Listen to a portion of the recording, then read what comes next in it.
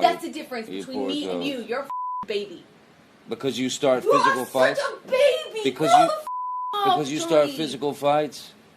I did start a physical fight. Yeah, you did, so I had to get out of there. Yes, you did. So you did the right thing, the big thing. You know what? You are admirable.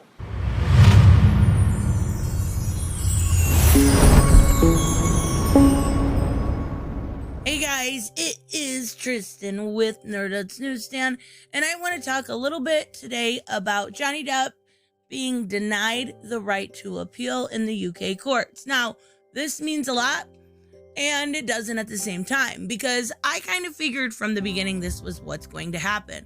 Now, I am curious to see, because we do still have the trial in Virginia next year, I'm curious to see what is going to happen as to the difference between the UK courts and the US courts.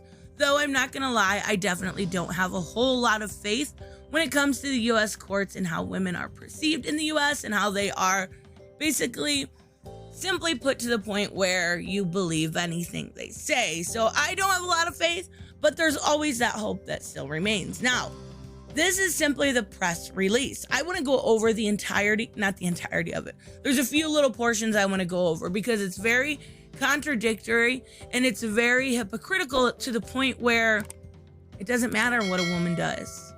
It doesn't matter at all. And unfortunately, that's the message they're giving. They're not giving the message that men can go through this and can come out the other side with justice. They're giving the message that Amber trivializing abuse victims doesn't matter. And it's really unfortunate. They don't even speak to the fact that there was some weird connections between Justice Niccol and Amber's lawyer, and it should have been quite possibly redone on that stance. They don't even address that. So let's take a look at a little bit of these papers. This is 14 pages long. I just want to talk about a couple specific parts and the fact that a lot of it is simply, he's a drinker. He drank excessively. He did illegal drugs. And this is the reason why a lot of the evidence was taken. And unfortunately, I kind of saw this coming last summer. I went through every single day, all of the transcripts, and a lot of it was, hey, you drank. Hey, you did drugs. Hey, you took pills. And unfortunately, they took a lot of that into consideration. And even when he goes as far as to admit he becomes a monster, that wasn't smart, Johnny. I'm not saying that it was, a bad move, but it kind of was. Regardless, they had, a lot of photograph proof that, he did offensive graffiti and ruined a trailer and wrote in his blood. How is that a bridge between graffiti and breaking things and hitting a woman? If you know, let me know down in the comments below. But I don't get how there is a bridge there. Someone can be destructive and angry and still have that restraint. Now, they don't believe that to be true. But even so, that is a lot of the reason.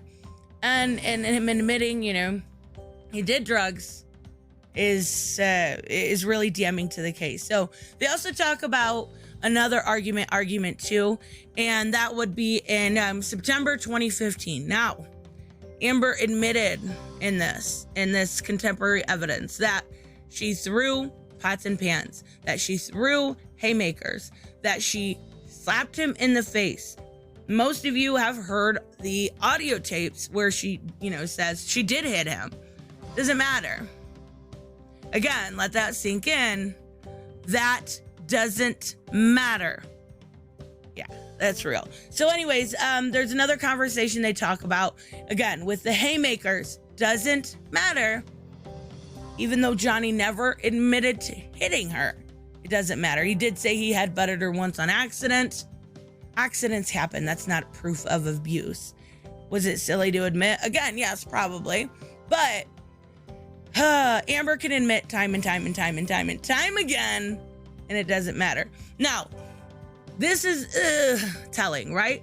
In my view, no great way is to be put on these alleged admissions by Amber to aggressive and violent behavior. no great weight should be put on Amber's aggressive behavior. Why? Why is a lot of weight put on stuff like damaging a trailer, but not on admission of being violent?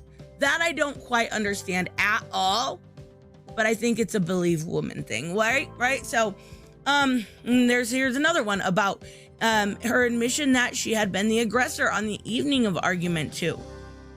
We do not believe that would have led any different view on this incident. Why? Okay, all right. Judge Niccol was not uncritical about Miss Heard's evidence. For example, he found that she exaggerated. Oh my God. The worst thing Amber did, he found, was that she exaggerated. Now, that was the incident in, I believe, the Caribbean, where she said she was basically in a hostage situation. And he, went over and said, yeah, that's a little hyperbolic, but that was the worst thing she did. Yeah, okay. So it says, we do not agree. It illustrates that the judge recognized the fact that Miss Heard might on occasion have assaulted Mr. Depp did not preclude him from finding that he assaulted her on the numerous occasions relied on by the defense. So maybe Amber hit him, maybe, but it doesn't matter because he hit her multiple times on all occasions but two. Yeah, that's real. I accept Miss Heard's explanation of how. Now, this is what I talked about quite a bit last year. There was a really weird moment during the case that dates kept getting mixed up. And a lot of it was kind of alluding to the fact that maybe she didn't know because they were fabricated. There was a date in March. Oh no, it was the 8th. Oh no, it was the 21st. And her sister did the same thing 3 separate times. She did it twice. Okay, and it doesn't matter. Again, I accept Miss Heard's explanation for how she originally came up with the date. I accept Whitney's explanation how she merged the 2 different occasions because Johnny Depp was so violent. They're all accepted, even though it was very clear mixing up dates didn't matter. It was very clear. They're just gonna accept the girl's words. Okay, so now they're talking a little bit about witness statements and what conclusions they came to, right? And the judge didn't accept a lot of the evidence from Johnny's side as compared to Amber's side. And this one is really, really weird. The judge rejected the evidence from many of the witnesses that Johnny called upon, whether it was a former estate manager or current estate manager. It didn't matter. But when Amber called upon someone, those witness testimonies were taken into consideration, even going as far as the LAPD officer who did the video link for cross-examination. The judge did not accept the officer's evidence. Why? Now, I've looked these things up. He gave great detail in paragraph. It was, I don't know the best. It was ridiculous. He didn't accept anybody's evidence on Johnny's side, but everybody on Amber's side was accepted. Now, we're going to get a little bit into the $7 million. That was a pretty big factor in this case. It was the judge saying, if she were truly a gold digger, then she would have never given her divorce settlement away. Well, come to find out, she has not given her divorce settlement away, and her lawyers are using the excuse that she needed the money to fight off Johnny, even though it was a full year later. Now, in the event, however, despite the skepticism of Mr. Depp and his lawyers for whether the $7 million has been paid, Ms. Heard's evidence and her witness's statement was not challenged in the cross-examination. Because Johnny Depp's lawyer did not directly say, have you paid 100% of this settlement? It gets thrown out. Just because they didn't say, did you pay it in full? She alluded to the fact that she paid it in full, but because they didn't ask that specific question, it's damaging. And it's thrown out. The whole thing. Doesn't matter that she didn't pay it. They basically said, well, that's for the American courts to decide. All right. In conclusion, we would accordingly dismiss both Mr. Depp's application for permission to adduce further evidence and his application for permission to appeal. He can't bring evidence. He can't go any further. It is over. We have said it is not easy to persuade this court to overturn the findings of a trial judge on purely factual questionings, aka we stick together.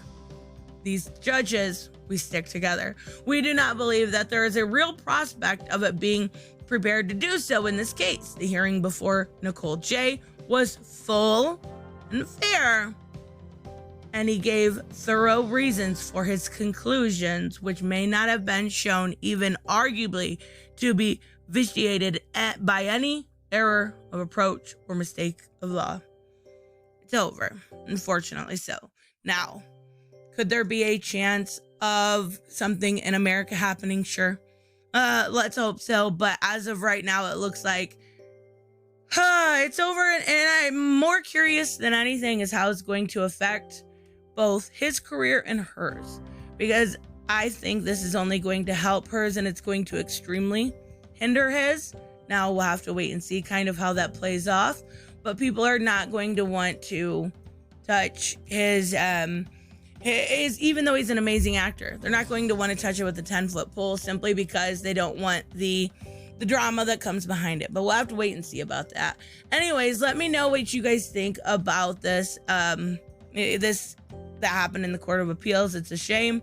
Unfortunately, there's a lot of broken issues in the civil division of all courts. But when you stick by your fellow judge because, you know, you're friends or you're basically in this old man's club, it's really a shame. Anyways, at least he should have been able to give his, I think that would have made a lot of people happy.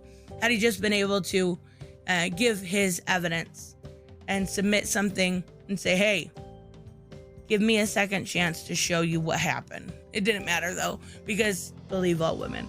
Anyways, I will see you guys in the next one. Bye-bye.